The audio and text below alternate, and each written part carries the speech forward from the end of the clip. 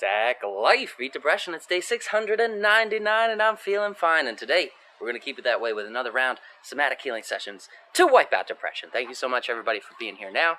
Anyone who's tuning in later, as you guys and girls know, it's a martial arts for mental health show.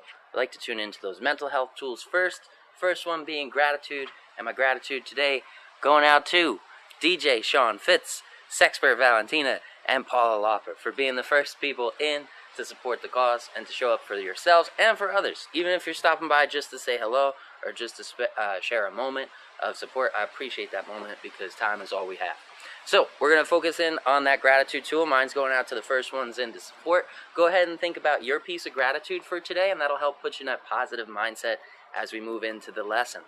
And just so you know, studies have shown even if you can't find something to be grateful for, just asking yourself the question, what you have to be grateful for, can help rebalance that mind and make it easier to find those silver linings in the future. So that is the gratitude tool. We're going to talk about the progress tracking tool now. As soon as this plane passes, maybe you guys can't hear it. It's been 699 days of consecutive progress and success for me. The Sackman, 699 days of showing up for myself and fighting forwards no matter what, through sickness and health, each and every day, no matter what my brain or body was telling me.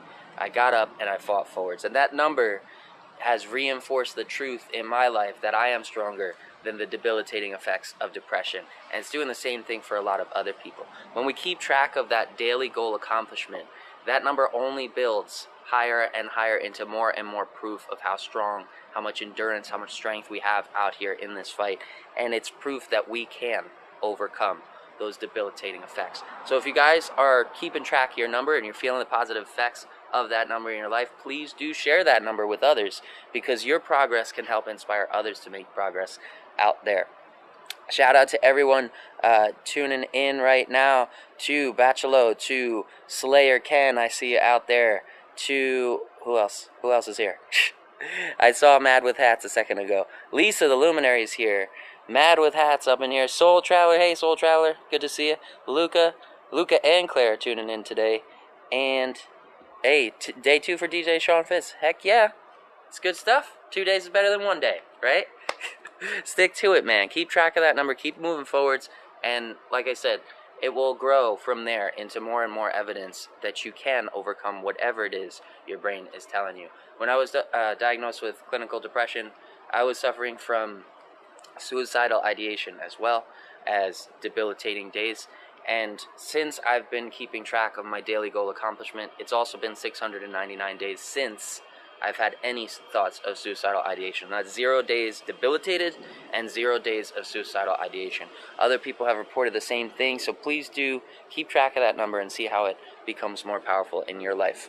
And if you want to hear about other people's experiences, check in with Slayer Ken at 307 days, crushing those goals, and Lisa the Luminary at 399 days of consecutive progress. See what it's done for them. Give them a shout.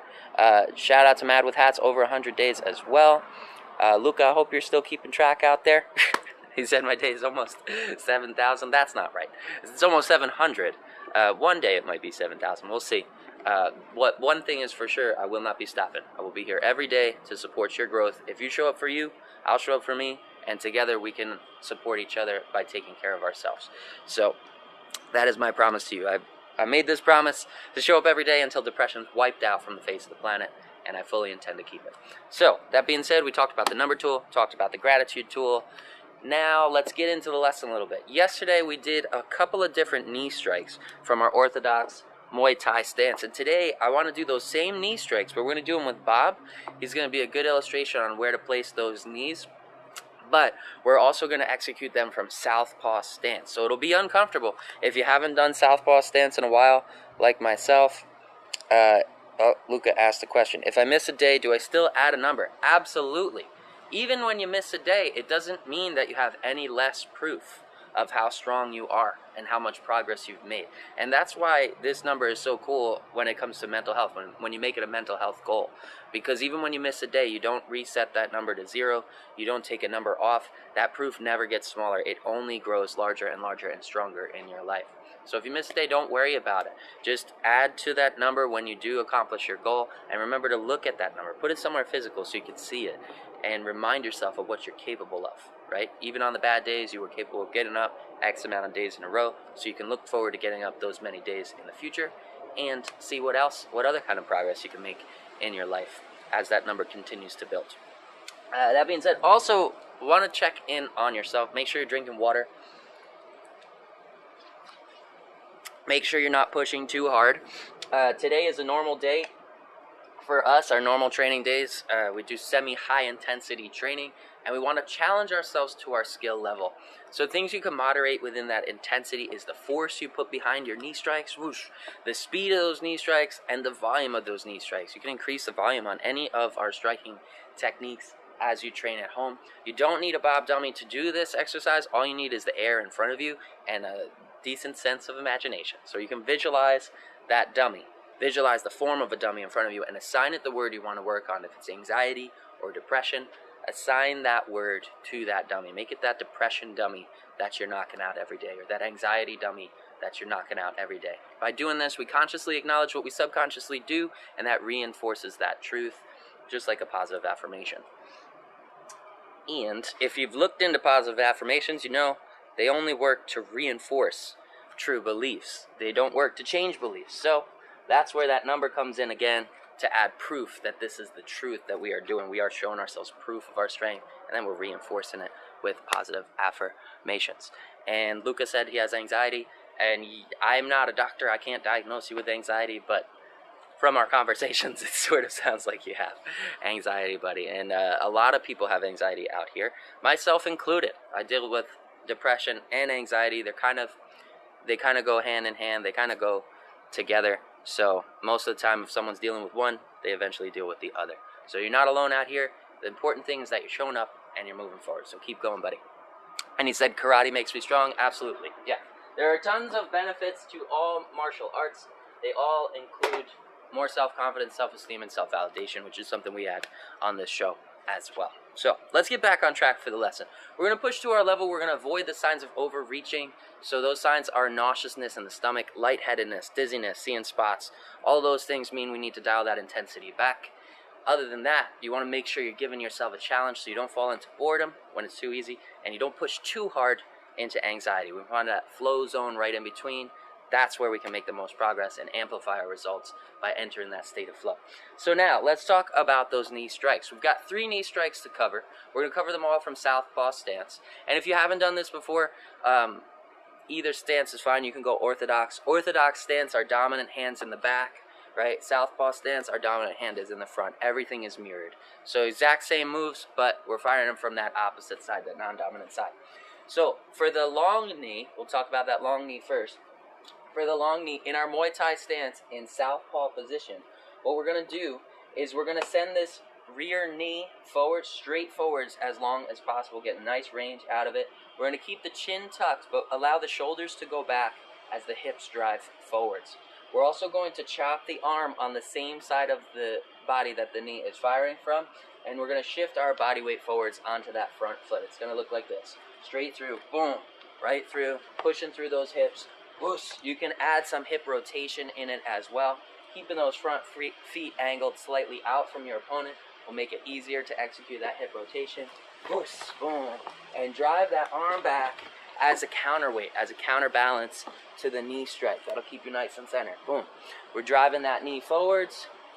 Whoosh, and we're bringing it back right all the way back to stance. That's our long knee. Now we're going to talk about the, what was the other one? Angled knee. Angled knee is next. So for the angled knee from southpaw stance, what we're going to do, make sure those hips are open, right? Feet are angled out. And what we're going to do is step out just a little bit on that front foot, planting the weight on the ball of that foot. And then we're going to torque the bottom half of our body in. We're going to rotate the hips in this way as the shoulders rotate the opposite direction. So we're kind of bringing the bottom half and the top half in opposing directions, creating clamping force there. Right? Guard is high on the lead hand. Protect yourself. We're going to torque in, boom, and drive that hand again. A hand's going to act as a counterweight, as a counterbalance, as we chop in this horizontal section, this angled direction. So square up with your opponent, Southpaw Muay Thai stance, tuck that chin, step a little bit into it, torque through the hip, driving that, boom, driving that knee forwards up on an angle. We're chopping the arm, this time diagonally, just because it's going the same or opposite trajectory of the knee strike. And another thing is, we're not just lifting the knee, we're lifting the ankle and the knee on the same plane, or close to the same plane. So when we lift that knee up for a normal knee strike, boom, it comes right up from the ground, the foot's kind of following. But when we lift it up for an angled knee, we want to kick both the ankle and the knee up on kind of the same plane. So the ankle and knee are up, and then we're torquing in, boom, torquing in on that diagonal strike. Visualize that opponent. We're going for the ribs when we hit him with that angled knee. So far we've got the long knee from Southpaw, drive it straight into the guts, whoosh, letting those shoulders go back. We've got the angled knee, we're rotating the shoulders in, hips go in the opposite direction, boom, and keep that guard high. And then the final one is a high knee strike right to the chin. Now, you might not be able to reach the chin of your depression dummy yet, but if you've got a Bob at home, he's height adjustable, so you can lower that height to make it easier while you're training and learning kicks. If you don't have a Bob dummy at home, just work with what you got, right? Send that knee up to where it is. Don't worry about getting all the way up to that head level yet. Over time, it'll get easier, just like anything else with consistency. Southpaw means your right hand is to your front jab and your left hand is in the back for power. Right hand is jab and other hand is cross. Yes, that's right, Luca. And thanks, Mad with Hats, for helping each other out there. That's great. Yeah, so orthodox is our normal stance where our powerful hand is in the back for the cross. Southpaw, we switch it up and our powerful hand is coming from the opposite. It's now our lead hand. Everything is reversed, just like a mirror image. So we talked about the 3 kicks. We talked about the angled knee, right? Whoosh, angled knee. We talked about the long knee. Whoosh, boom, right there. And then the high knee. That's the one we want to finish with, that high knee to the chin. So what we're going to do for the high knee is, again, we're tucking our chin the whole time for balance. We're going to swing that hip, swing through that hip, and drive that knee straight up. Boom. As high up as we can get it, right into the chin of our opponent. Now we can lean the torso back just a little bit here to add some height, but there's a couple other things that you can do to add height here.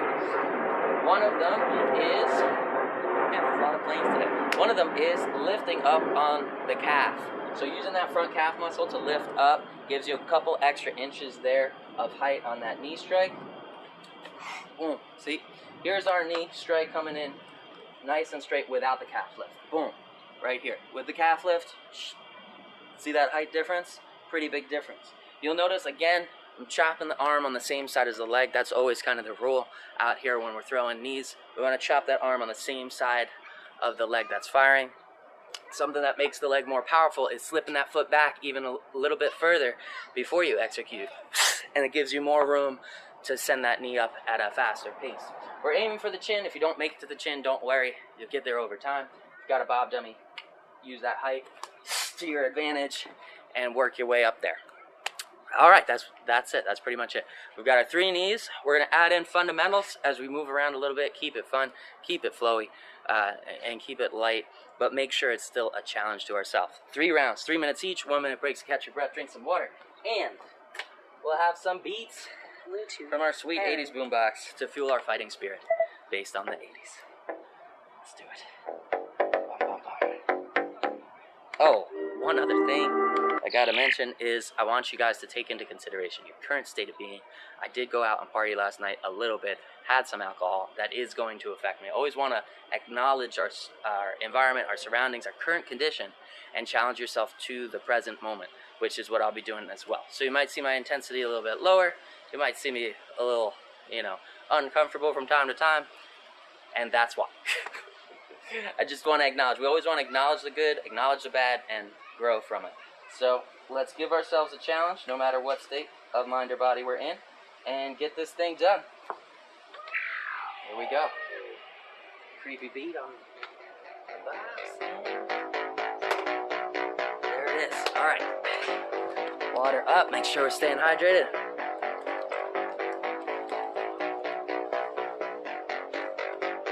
Go ahead and visualize that target, that dummy, as a striking surface. And we're going to start by stepping in for the jab cross, nice and basic.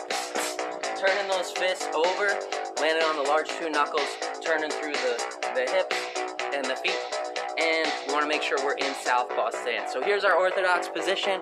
Go ahead and switch over to southpaw. Everything is mirrored. Toss a jab, toss across, jab cross, guard high by the brow line, chin tucked. Everything nice and square. Remember, square up after each combo. Drive that 1-2, 1-2, twist through. Send those fists down the center line. If you got the bob at home, aim for the chin or the nose and work it. Let's go. Twist through. 1-2. Rotate it on the ball of each foot. Front ball turns on the jab. Rear ball turns for the cross. Send those fists forward. Keep that guard tight. Let's go. Twist through. Guard high. Squeeze those fists at the point of impact. Ooh, maybe without the sandals. Yeah. Square up. Keep it nice and balanced. Twist through for those strikes. Bring that guard back after each shot and visualize making contact with that dummy. Square up. 1-2 right down the pipe. Let's go. Remember, you can moderate the volume. You can make it a 3-hit combo, 4-hit combo if you want. Back to stance. Just keep it nice and square and give yourself that challenge. Square up. Southpaw. Boom, boom, boom. Drive those fists down that center line. Boost. Exhaling on each strike. Back up, and we're going to start adding in the first knee strike, which is that long knee. So from the cross, right out of the cross, pop, pop, right? There's our cross. That sets us up for a nice long knee. I'm going to chop that arm down, send that knee forward, and then back to stance. Let's square up and practice with Bob from southpaw position. Jab, cross from here, push, long knee, and back to stance. Visualize that depression dummy, same thing. Jab to the jaw, rotate for the cross. Now drive that knee straight forwards. Make sure the feet are angled forwards, slightly out. Chop that hand on the same side and drive through the hips, sending that hip forwards. Whoosh, boom, as the shoulders go back. Guard stays high on the opposite side the whole time. Step in for the jab, rotate for the cross. Make sure the guard stays high. Drive that long knee forwards. Let the shoulders go back, give you even more distance on that long knee. Let's practice just the long knee here. Long knee, whoosh, back, long knee, whoosh, back, long knee, whoosh, back, square up, whoosh, keep it going, and that's the end of round 1. Catch your breath, drink some water, check in on you. Make sure you're not pushing too hard. Claire's going to do Superhuman Sunday, but not today. That's good news. Yes, we all have to push to our level. Claire, out there, if you're feeling it, don't push too hard. Also, let's see what else is in here. Ken says, birthday's tomorrow. Happy early birthday, brother. He'll be 29. Congrats. I hope you have a good one. I hope you're prepped for it. I hope you're ready to continue training. It's the best thing you can do for yourself is take care of yourself, especially on your birthday. We got 25 seconds, then we're going to pop into the next section. We'll be adding in that angled knee this time, again from southpaw stance.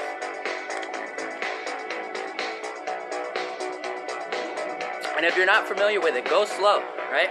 You can go nice and slow. Twist through, and then chop, boom. Chop for that angled knee, and place it right back in its holster in your stance. Muay Thai position, southpaw, chin tuck, guard high by the brow line. Step in for the 1-2. Square up, 1-2. Square up, 1-2. Square up, keep it nice and tight. Right down that center line. And we're gonna start adding in the angled knee. 1, 2. From here, again, from the cross, we can chop that hand on an angle, torquing the torso to the side as the hips come in from the opposite direction. Boom, make that clamping force in there. Drive that knee straight up into the rib cage of that depression dummy. 1, 2, and boom. There it is, angled knee. Back to stance. 1, 2, angled knee. Back to stance. Remember, chop that arm in the opposite direction for balance. Place the weight on that front foot, on the ball of the foot. Step in. 1, 2, angled knee. Boom. Back to stance. 1, 2, angled knee. Back to stance. If you got the bob dummy at home, use them. 1, 2, angled knee, and back to stance. Square up, southpaw position. 1, 2, angle knee, back to stance, 1, 2, angle knee, back to stance, 1, 2, angle knee, and back to stance, keep moving, 1, 2, bring that ankle up and knee on the same plane, and torque through, boom, for that angled knee, keep it going, 1, 2, angled knee, you can exhale through those strikes, chin tuck for balance, 1, 2, angled knee, back to stance, 1, 2, angled knee, back to stance, start to make it fluid, start to make it flow, 1, 2, angled, and back, keep it square, return to that balanced stance after each combo, and go, remember what you're fighting for, better quality of life, how do we know what we deserve? It's based on what we give, so moderate to your level, push to your intensity level, you can make it a 3-hit combo, whoosh, drive that knee in at the end of it, or a 4-hit combo, and drive that knee in at the end. Just put that knee in there as a nice finisher to whatever you're doing when you're pushing for yourself. Whoosh, drive that angle knee. 1, 2, 3, boom. 1, 2, 3, boom. You can reach across the face. You'll notice I'm reaching across the opposite side like I'm throwing the cross, just to preload for that rotation, give me even more room to build momentum. Let's go. 1, 2, 3. Angle knee. Back to stance. 1, 2, 3. Angle knee. Back to stance. 1, 2, 3, 4. Angle knee. And back. 1, 2, 3, 4. Angle knee. And back.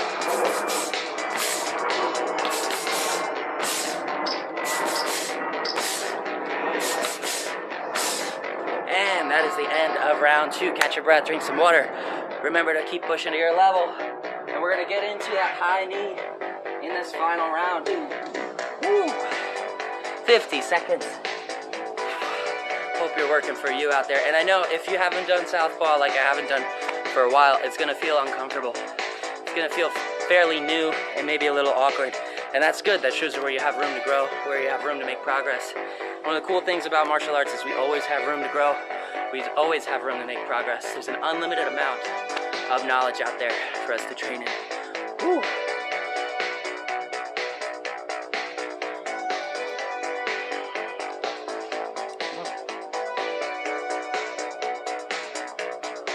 "15 seconds.